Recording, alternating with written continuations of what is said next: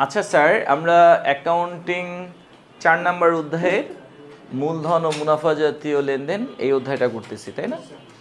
Sorry, মানে অ্যাকাউন্টিংয়ের মূলধন ও মুনাফা জাতীয় লেনদেন এই অধ্যায়টা করতেছি।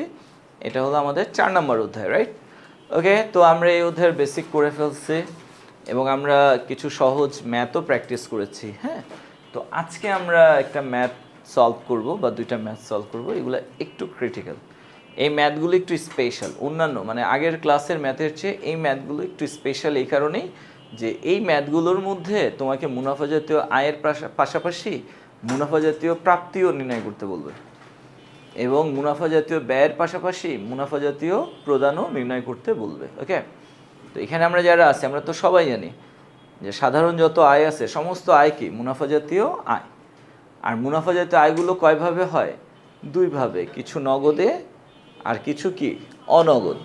তো যারা মুনাফাজাত মানে যে মুনাফা জাতীয় আয়গুলো নগদে হচ্ছে, যে মুনাফা জাতীয় আয়ের কারণে আমরা টাকা পাচ্ছি, ওই মুনাফা জাতীয় আয়গুলোকে আমরা মুনাফা জাতীয় আয় বলবো এবং মুনাফা জাতীয় প্রাপ্তিও বলবো। দুইটাই বলবো, মুনাফা জাতীয় আয়ও বলবো, মুনাফা জাতীয় প্রাপ্তিও বলবো। যেমন কমিশন প্রাপ্তি, এটা মুনাফা জাতীয় আয় এবং মুনাফা জাতীয় প্রাপ্তি দুইটাই। শিক্ষানবিশ সালামি, এটা মুনাফা জাতীয় আয় এবং মুনাফা জাতীয় প্রাপ্তি দুইটাই। কিন্তু যেই মুনাফা জাতীয় আয়গুলা বা যে সাধারণ আয়গুলা অনগদ, অর্থাৎ যাদের কারণে টাকা পাওয়া যায় না, ওই মুনাফা জাতীয় আয়গুলাকে বা ওই সমস্ত অনগদ মুনাফা জাতীয় আয়গুলাকে আমরা জাস্ট মুনাফা জাতীয় আয় বলবো। এদেরকে মুনাফা জাতীয় প্রাপ্তি বলা যাবে না। যেমন ধরো বাট্টা প্রাপ্তি, কি স্যার?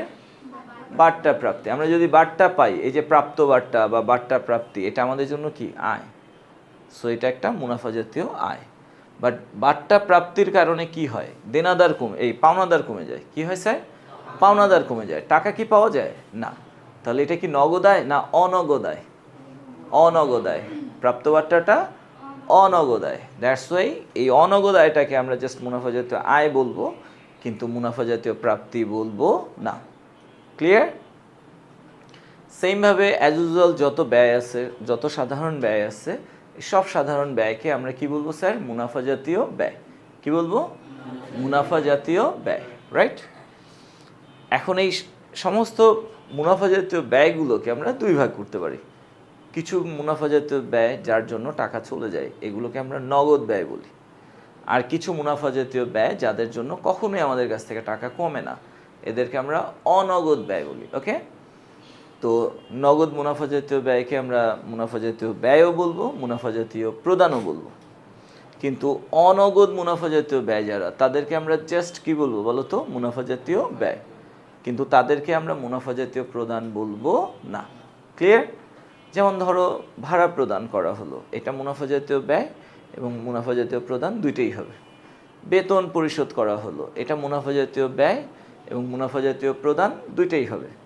কিন্তু অবচয় ধার্য করা হলো যদি বলা হয়, ধরো আসবাবপত্রের অবচয় ধরা হলো ৫,০০০ টাকা। এই যে আসবাবপত্রের অবচয় ৫,০০০ টাকা, এই আসবাবপত্রের অবচয়টা কি ব্যয়। সো এটা মুনাফা জাতীয় ব্যয় যাবে। কিন্তু অবচয় ধার্য করলে আমাদের পকেট থেকে কি ৫,০০০ টাকা যাবে বলো? আমাদের ব্যাংক থেকে কি ৫,০০০ টাকা যাবে বলো? না। কি হবে? আসবাবপত্রের মূল্য ৫,০০০ কমে যাবে, রাইট? তাহলে এই যে আসবাবপত্রের অবচয় ধরা হইলো, এটা একটা ব্যয়। আর এই ব্যয়ের কারণে কি নগদ টাকা কমতেছে?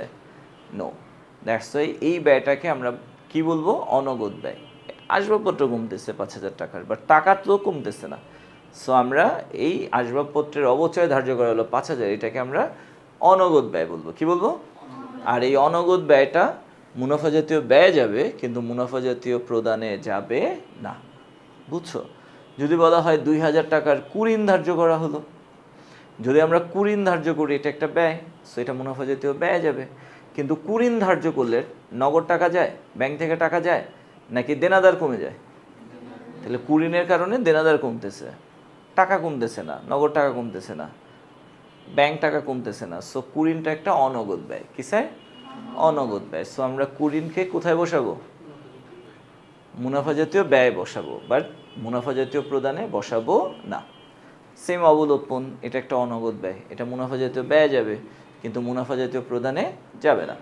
বাট্টা প্রদান, আমরা যদি বাট্টা প্রদান করি এটা একটা ব্যয়, এটা মুনাফা জাতীয় ব্যয় যাবে, বাট এটা একটা অনগদ ব্যয়, কারণ বাট্টা প্রদান করলে আমাদের পকেট থেকে টাকা যায় না, আমরা যাকে বাট্টা দিয়েছি অর্থাৎ দেনাদার কমে যায়, তাহলে বাট্টা প্রদানের কারণে কি হচ্ছে, দেনাদার কমতেছে, সো এটা একটা অনগদ ব্যয়, এটা মুনাফা জাতীয় ব্যয় যাবে কিন্তু মুনাফা জাতীয় প্রদানে যাবে না। ক্লিয়ার? তোমরা কি পুরোপুরি ক্লিয়ার? ওকে, তাহলে এইখানকার যে লেনদেনগুলো আছে বা এখানে যে হিসাবগুলো আছে, এই হিসাবগুলোর ভিত্তিতে আমাদেরকে কি বললো, মূলধন জাতীয় প্রাপ্তির পরিমাণ নির্ণয় করো। আমরা কতে মূলধন জাতীয় প্রাপ্তি কত তার পরিমাণ নির্ণয় করব। আর কি করব বলো তো স্যার, মুনাফা জাতীয় আয়ের পরিমাণ এবং মুনাফা জাতীয় প্রাপ্তির পরিমাণ নির্ণয় করব। আর কি করব বলো তো, মুনাফা জাতীয় ব্যয়ের পরিমাণ এবং মুনাফা জাতীয় প্রদানের পরিমাণ নির্ণয় করব। ওকে মিনহা, বুঝতেছো? পারা যাবে নাকি যাবে না? যাবে? ওকে ফাইন, তাহলে চলো আমরা ম্যাথ করার আগে একটু মার্ক করে নিই। হ্যাঁ, আচ্ছা দেখো, ফার্স্ট অফ অল কি বলছে, ব্যবসায়ে মূলধন বিনিয়োগ, ব্যবসায়ে মূলধন কে বিনিয়োগ করে? মালিক। আর আমরা কি ব্যবসা, তাহলে আমরা টাকা পেয়েছি, তো মালিকের কাছ থেকে মূলধন পেলে এটা কি, মূলধন জাতীয় প্রাপ্তি, সরি এটা কি স্যার, মূলধন জাতীয় প্রাপ্তি। তাহলে আমরা বলতে পারি এটা হলো মূলধন জাতীয় প্রাপ্তি। ওকে, যন্ত্রপাতি ক্রয়, এটা কি সাধারণ ক্রয় বলো? না, যন্ত্রপাতি ক্রয় অর্থাৎ সম্পদ ক্রয়। তো সম্পদ ক্রয় করলে এটা কি হয়, মূলধন জাতীয় ব্যয় হয়। ব্যাংক থেকে ঋণ গ্রহণ, আমরা যদি ব্যাংক থেকে ঋণ নেই এটা কি দীর্ঘমেয়াদী, তাই না? সো এটা মূলধন জাতীয় প্রাপ্তি, কারণ টাকা আসছে। তো ব্যাংক থেকে ঋণ গ্রহণ করলে মূলধন জাতীয় প্রাপ্তিতে যাবে। পণ্য ক্রয়টা কি সাধারণ ব্যয় না? তাহলে এটা কোথায় যাবে, মুনাফা জাতীয় ব্যয়ে যাবে। কর্মচারীর বেতন প্রদান, কর্মচারীর বেতন প্রদান। আচ্ছা, আমরা যদি কর্মচারীদেরকে বেতন দিই তাহলে কর্মচারীদের বেতন দিলে এটা কি হয়, মুনাফা জাতীয় ব্যয় হয়। এটা কি স্যার, মুনাফা জাতীয় ব্যয়। আচ্ছা, আমরা একটা কাজ করব এখানে, যে মুনাফা জাতীয় আয় এবং মুনাফা জাতীয় ব্যয়ের পাশাপাশি আমরা মুনাফা জাতীয় প্রাপ্তি এবং মুনাফা জাতীয় প্রদানগুলো মার্ক করব। কেন? কারণ আমাদেরকে মুনাফা জাতীয় আয় এবং মুনাফা জাতীয় প্রাপ্তি দুইটাই নির্ণয় করতে বলছে, মুনাফা জাতীয় ব্যয় এবং মুনাফা জাতীয় প্রদান দুইটাই নির্ণয় করতে বলছে। তাহলে দেখো স্যার, আমরা যে পণ্য ক্রয় করলাম এটা কি মুনাফা জাতীয় ব্যয় না বলো? আচ্ছা, আমরা যে পণ্যটা ক্রয় করেছি কিভাবে ক্রয় করেছি, কিছু বলছে? আচ্ছা, কিছু না বললে নগদে, আর নগদে পণ্য ক্রয় করলে টাকা যাবে নাকি যাবে না? যাবে। তাহলে এটা কি মুনাফা জাতীয় প্রদান হবে নাকি হবে না? হবে। তাহলে পণ্য ক্রয় এটা একদিকে যেমন মুনাফা জাতীয় ব্যয়, ঠিক তেমনি এটা আবার কি মুনাফা জাতীয় প্রদান, এটা দুইটাই হবে, তাই না বলো? আবার আমরা যদি কর্মচারীদেরকে বেতন প্রদান করি তাহলে এটা একটা ব্যয়, সো মুনাফা জাতীয় ব্যয় যাবে। বলো টাকা যাচ্ছে নাকি যাচ্ছে না? যাচ্ছে, সো এটা মুনাফা জাতীয় প্রদানেও যাবে, তাই না? তাহলে বেতন প্রদান এটা একদিকে যেমন মুনাফা জাতীয় ব্যয়, ঠিক তেমনি আবার এটা কি মুনাফা জাতীয় প্রদান। বিদ্যুৎ ও টেলিফোন বিল প্রদান, আমরা যদি বিদ্যুৎ ও টেলিফোন বিল প্রদান করি তাহলে এটা মুনাফা জাতীয় ব্যয় হচ্ছে। আবার যেহেতু টাকা চলে যাচ্ছে, সো এটা মুনাফা জাতীয় প্রদানেও যাচ্ছে। যন্ত্রপাতির অবচয়, যন্ত্রপাতির অবচয় এটা একটা ব্যয় না বলো? সো এটা কোন ধরনের ব্যয়, মুনাফা জাতীয় ব্যয়। এটা কি স্যার, মুনাফা জাতীয় ব্যয়। যন্ত্রপাতির অবচয়টা মুনাফা জাতীয় ব্যয়, কারণ এটা একটা সাধারণ ব্যয়। এখন বলো অবচয়ের কারণে কি আমাদের থেকে টাকা যাবে? যাবে না। তাহলে এটা কি মুনাফা জাতীয় প্রদানে যাবে? যাবে না। তাহলে এটা শুধুই মুনাফা জাতীয় ব্যয়, এটা মুনাফা জাতীয় প্রদানে যাবে না। আচ্ছা, বিনিয়োগ হতে মুনাফা প্রাপ্তি, বিনিয়োগ করে আমরা মুনাফা পেয়েছি, এই বিনিয়োগ হতে মুনাফা প্রাপ্তি এটা একটা সাধারণ আয় না বলো? তাহলে সাধারণ যত আয় আছে তাদেরকে আমরা কি নামে রাখবো, মুনাফা জাতীয় আয়। সাধারণ সমস্ত আয়কে কি বলবো? হ্যাঁ, তাহলে বিনিয়োগ হতে মুনাফা প্রাপ্তি হলো মুনাফা জাতীয় আয়। এটা একদিকে যেমন মুনাফা জাতীয় আয়, ঠিক তেমনি এটা আবার কি মুনাফা জাতীয় প্রাপ্তি। এটা মুনাফা জাতীয় আয়েও যাবে, আবার মুনাফা জাতীয় প্রাপ্তিতেও কি যাবে। ভাড়া প্রদান, স্যার দেখো আমরা ভাড়া প্রদান করেছি। আচ্ছা, যদি ভাড়া প্রদান করি তাহলে এটা কি একটা সাধারণ ব্যয়, সো এটা কোথায় যাবে বলো তো? এটা মুনাফা জাতীয় ব্যয়ে যাবে। কোথায় যাবে? আর ভাড়া প্রদান করার কারণে আমাদের কাছ থেকে টাকা চলে গেছে না বলো? এই যে টাকা চলে গেল, সো এটা কোথায় যাবে? মুনাফা জাতীয় প্রদানে যাবে। তাহলে আমরা বলতে পারি ভাড়া প্রদান এটা মুনাফা জাতীয় ব্যয়ও যাবে, আবার মুনাফা জাতীয় প্রদানেও যাবে। ওকে, আচ্ছা একটা বিষয় আমি তোমাদেরকে এখানে একটু মার্ক করে দিই। হ্যাঁ, ভাড়া প্রদান করেছি আমরা কয় টাকা বলো তো? 40,000। তা আমরা ভাড়া প্রদান করেছি 40,000, তাহলে বলো আমাদের পকেট থেকে গেছে কত? 40,000ই গেছে। আমরা যেহেতু ভাড়া 40,000 টাকা প্রদান করেছি, আমাদের কাছ থেকে টাকা চলে গেছে কত? তাহলে আমরা যা প্রদান করেছি তার পুরোটাই মুনাফা জাতীয় প্রদান।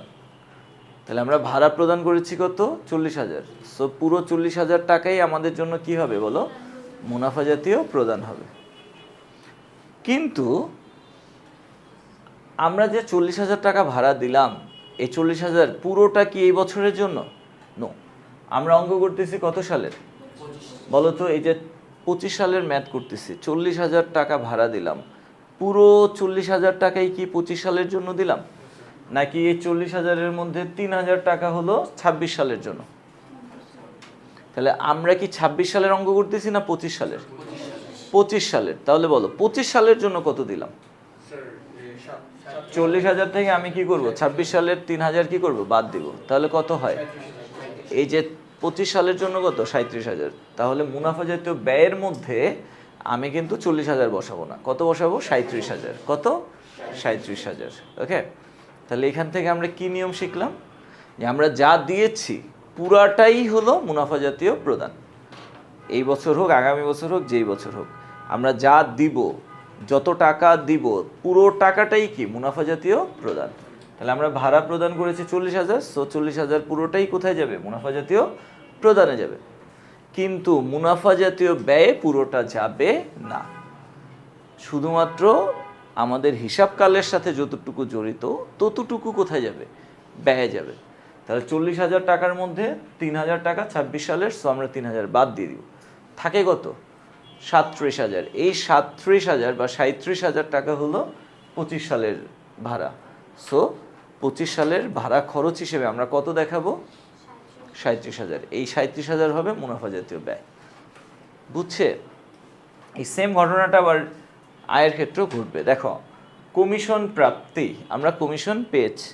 আচ্ছা, আমরা যদি কমিশন পাই, এই প্রাপ্ত কমিশন বা কমিশন প্রাপ্তি এটা আমাদের জন্য কি সাধারণ আয় না? ওকে, যেহেতু এটা সাধারণ আয়, সো এটা কোথায় যাবে? মুনাফা জাতীয় আয়ে যাবে। কোথায় যাবে? মুনাফা জাতীয় আয়ে যাবে। আর বলো আমাদের কাছে টাকা আসছে নাকি আসে নাই? আসছে। তাহলে এটা মুনাফা জাতীয় প্রাপ্তিতেও যাবে। তাহলে কমিশন প্রাপ্তি এটা একটা সাধারণ আয়, সো মুনাফা জাতীয় আয়ে যাবে। যেহেতু আমরা টাকা পেয়েছি, সো এটা মুনাফা জাতীয় প্রাপ্তিতেও যাবে। আয়েও যাবে, আবার প্রাপ্তিতেও যাবে। ওকে, তো ওই ব্যয়ের মতো সেম ঘটনাটাই ঘটবে। বলো আমরা পেয়েছি কয় টাকা? কমিশন বাবদ আমরা পেয়েছি কয় টাকা? কত আমাদের পকেটে এসছে? কত টাকা আমাদের কাছে এসছে? 50,000। যা এসছে তার পুরাটাই হলো মুনাফা জাতীয় প্রাপ্তি। তার মানে আমরা বলতে পারি যে পুরো 50,000 টাকাই কি আমাদের জন্য মুনাফা জাতীয় প্রাপ্তি। ওকে, তাহলে যা দিয়েছি পুরাটাই প্রদান, যা পেয়েছি পুরাটাই কি? প্রাপ্তি। কিন্তু আয় ব্যয়ের ক্ষেত্রে আমরা যা পেয়েছি পুরাটাই আয়, যা পেয়েছি পুরাটাই ব্যয়? উত্তর হলো না। শুধুমাত্র আমরা যেই বছরের হিসাব করতেছি ওই বছরের অংশটুকু কোথায় যাবে? আয়ে অথবা ব্যয়। তাহলে আমরা কমিশন পেয়েছি 50,000, 50,000-এর পুরোটাই কোথায় যাবে? প্রাপ্তিতে যাবে। এখন বলো 50,000-এর পুরোটাই কি 25 সালের জন্য? না।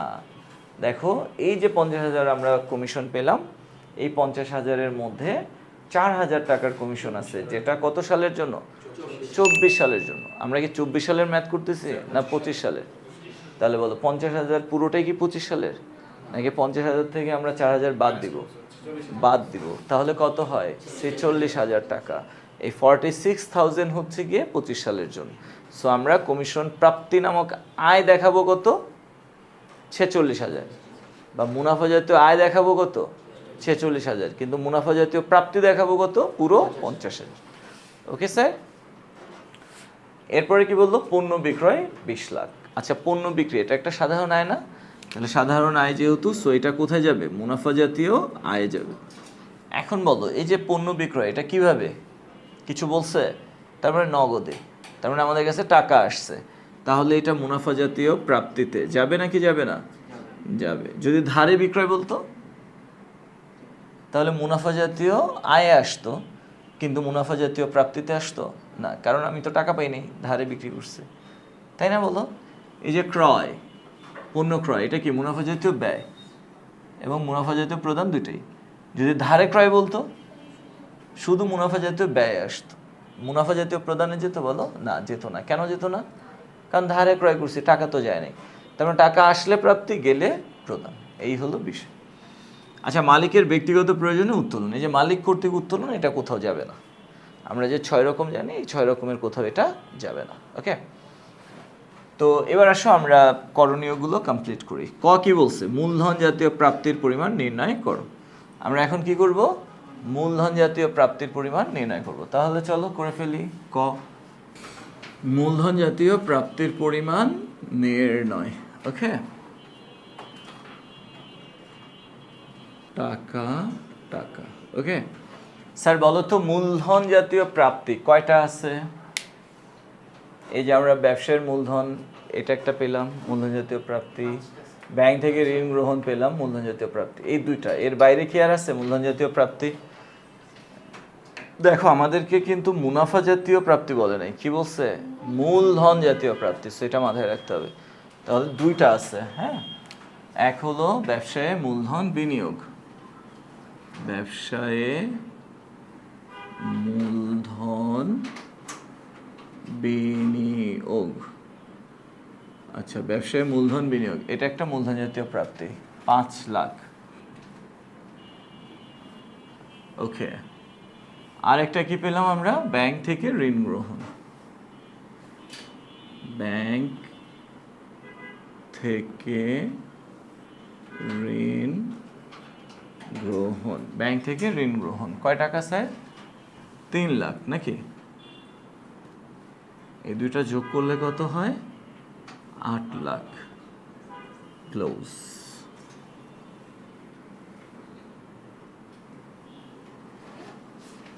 ওকে স্যার, আমাদের ক হয়ে গেল। মূলধন জাতীয় প্রাপ্তির পরিমাণ আমরা নির্ণয় করে ফেললাম।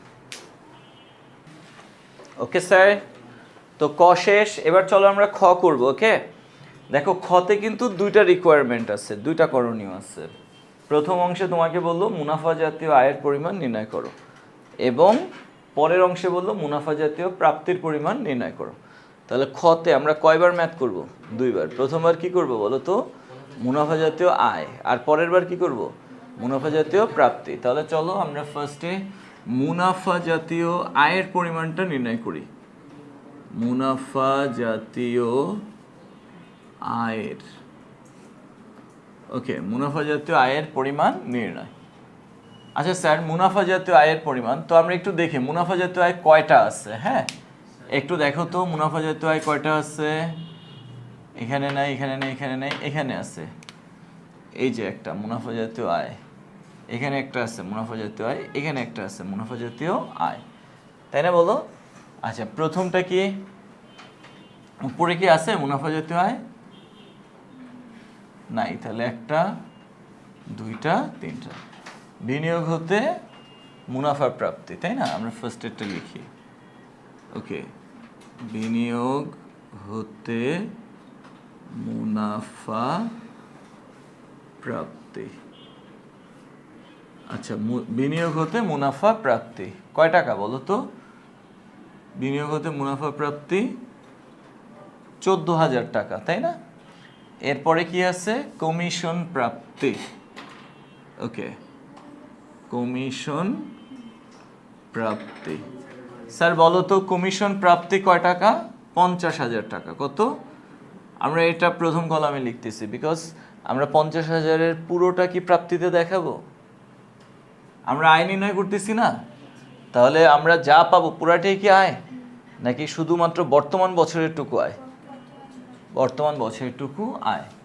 ওকে, তাহলে আমরা এখান থেকে মাইনাস করে দেবো। আমরা তো 25 সালের ম্যাথ করতেছি, তো কমিশন 50,000 পেয়েছি, যার মধ্যে 24 সালের জন্য কত? 4,000। তাহলে যে অন্য বছরেরটা কি করবো? মাইনাস করে দিব না? তো মাইনাস 2024 সালের কমিশন, রাইট? আচ্ছা, 2024 সালের কমিশন কয় টাকা বলো তো? 4000 টাকা। তাহলে এখানে কত হয়? 46,000। বুঝতে পারলাম স্যার? ওকে। আর কি আছে? পণ্য বিক্রয়। আমরা এখানে লিখলাম পণ্য বিক্রয়। আচ্ছা, পণ্য বিক্রয় কত? 20 লাখ। আচ্ছা, পণ্য বিক্রয় কত? 20 লাখ। এখন যদি আমরা প্লাস করি তাহলে 46 আর 4 কত? 50 আর 10 60। তাহলে 2,60,000, সরি 20,60,000। ক্লোজ। স্যার বলো দেখি, আমরা যে 20,60,000 টাকা এখানে পেলাম, এই 20,60,000 টাকা কি বলো? মুনাফা জাতীয় আয়ের পরিমাণ, তাই না? আচ্ছা, এবার আসো আমরা কি করব? মুনাফা জাতীয় প্রাপ্তির পরিমাণ নির্ণয় করব। তাহলে আবারও একটা ছক। মুনাফা জাতীয় প্রাপ্তির পরিমাণ নির্ণয়।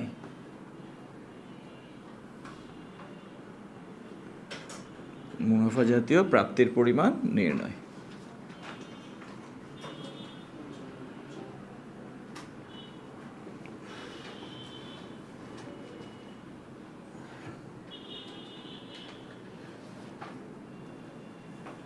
ওকে। আচ্ছা দেখো, মুনাফা জাতীয় প্রাপ্তি কয়টা? ওই যে 3টা মুনাফা জাতীয় আয়, এই তিনোটাই কি মুনাফা জাতীয় প্রাপ্তি, তাই না বলো? আচ্ছা, এখন ডিফারেন্সটা কোথায় মুনাফা জাতীয় আয় আর প্রাপ্তির মধ্যে?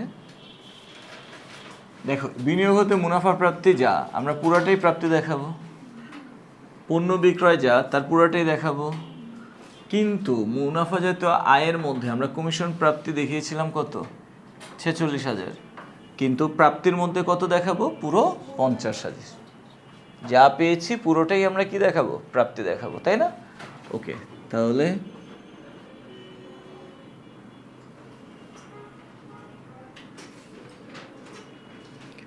এখান থেকেই আর কি লিখতে পারি। এখানে যা আছে তাই লিখবো, এখানে যে বিয়োগটা করবো না, পুরো 50,000 দেখাবো, আর এখানে যা আছে তাই দেখাবো।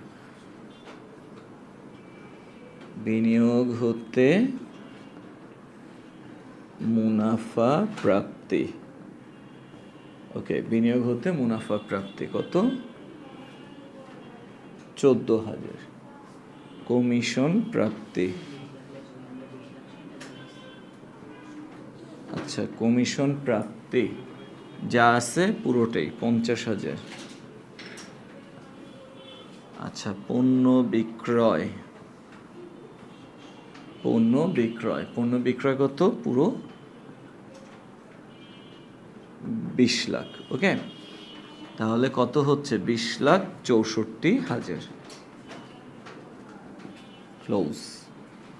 এই হলো আমাদের মুনাফা জাতীয় প্রাপ্তির পরিমাণ, 20,64,000 টাকা। ওকে, তুলে ফেলো। ওকে স্যার, তাহলে আমরা খ করে ফেললাম, মুনাফা জাতীয় আয়ের পরিমাণ এবং মুনাফা জাতীয় প্রাপ্তির পরিমাণ বের করলাম। এখন আমরা কি করব বলো? গ। তো গ কি বললো? মুনাফা জাতীয় ব্যয়ের পরিমাণ এবং মুনাফা জাতীয় প্রদানের পরিমাণ নির্ণয় করো। তার মানে গতেও আমরা কয়টা করব? 2টা করব। ফার্স্টে মুনাফা জাতীয় ব্যয় করব, পরে কি করব? মুনাফা জাতীয় প্রদান। ওকে, তাহলে আমরা গ করব। গ, মুনাফা জাতীয় ব্যয়ের পরিমাণ নির্ণয়। ওকে, এখানে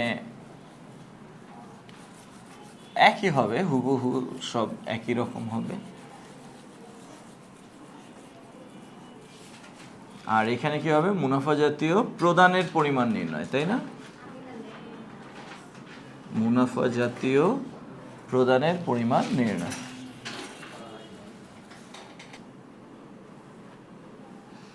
ওকে স্যার, তো চলো আমরা এখন মুনাফা জাতীয় ব্যয়ের পরিমাণটা ফার্স্টে নির্ণয় করি, অ্যান্ড দেন আমরা মুনাফা জাতীয় প্রদানের পরিমাণটা নির্ণয় করব। ওকে, তো এখানে আমরা একটু দেখি মুনাফা জাতীয় ব্যয় কয়টা আছে। এখানে তো লিখাই আছে, তাই না?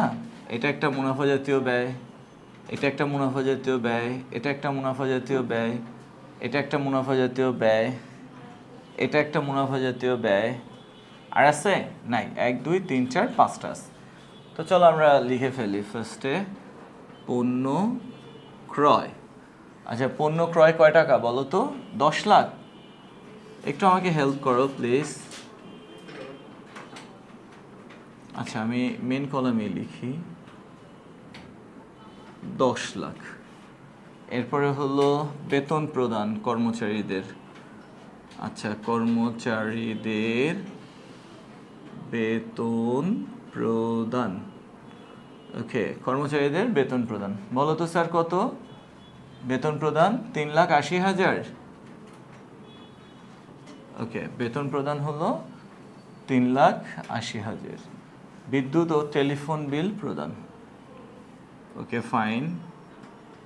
বিদ্যুৎ ও টেলিফোন বিল প্রদান। আচ্ছা বিদ্যুৎ ও টেলিফোন বিল প্রদান কয় টাকা স্যার? 12,000 টাকা। বিদ্যুৎ ও টেলিফোন বিল প্রদান 12,000। এরপরে কি? যন্ত্রপাতির অবচয়। যন্ত্রপাতির অবচয়। যন্ত্রপাতির অবচয় কয় টাকা বলো তো? 15,000 টাকা। ওকে এরপরে কি? ভাড়া প্রদান। লাস্ট ওয়ান ভাড়া প্রদান। আচ্ছা বলো স্যার ভাড়া প্রদান কয় টাকা? 40,000 টাকা। আমরা এখানে লিখলাম ভাড়া প্রদান কত? 40,000। এই যে ভাড়া প্রদান 40,000 এই পুরোটাই কি আমরা ব্যয় দেখাবো বলো? 40,000-এর পুরোটাই কি ব্যয় হবে? না। কেন হবে না? কারণ আমরা 40,000 দিয়েছি, বাট পুরোটা কি 25 সালের জন্য? নো। এই 40,000-এর মধ্যে 3,026 সালের জন্য, সো এটা আমরা বাদ দিব। তো আমরা ভাড়া প্রদান 40,000 এখান থেকে মাইনাস করব 2026 সালের ভাড়া প্রদান।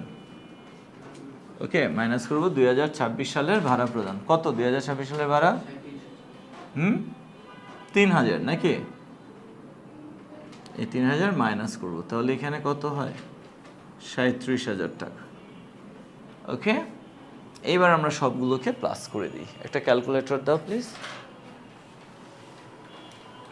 আচ্ছা 10 লাখ যোগ 3,80,000 যোগ 12,000 যোগ 15,000 যোগ 37,000 বা 37,000, তাহলে 14,44,000 নাকি?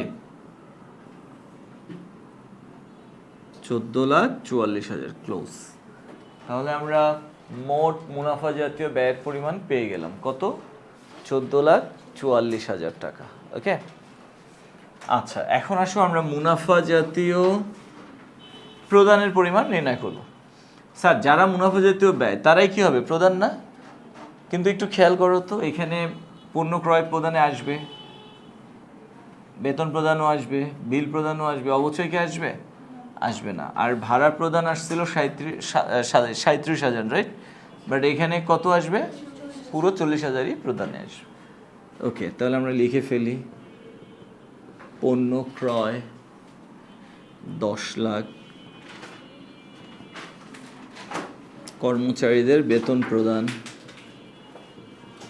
কর্মচারীদের বেতন প্রদান রাইট কত? 3,80,000 তাই না? যন্ত্রপাতি। এরপরে কি ছিল? বিদ্যুৎ ও টেলিফোন বিল প্রদান। ওকে বিদ্যুৎ ও টেলিফোন বিল, বিদ্যুৎ ও টেলিফোন বিল প্রদান কয় টাকা? 12,000। আচ্ছা যেহেতু যন্ত্রপাতির অবচয়টা অনগদ ব্যয় সে কারণে এটা আসবে না। ভাড়া প্রদান। ওকে ভাড়া প্রদান কয় টাকা? 40,000 টাকা। পুরাটাই আসবে যেহেতু আমরা প্রদান নির্ণয় করতেছি। ওকে আমরা রিক্যালকুলেট করি। 10 লাখ প্লাস 3,80,000 যোগ 12,000 যোগ 40,000 ইকুয়াল 14,32,000 টাকা ক্লোজ। ওকে 14,32,000। এটাই হলো আমাদের মুনাফা জাতীয় প্রদানের পরিমাণ। ওকে স্যার, বোঝা গেল? তাহলে এই ম্যাথটা কি অনেক কঠিন না সহজ? খুবই সহজ, তাই না বলো? আচ্ছা, তুলে ফেলো।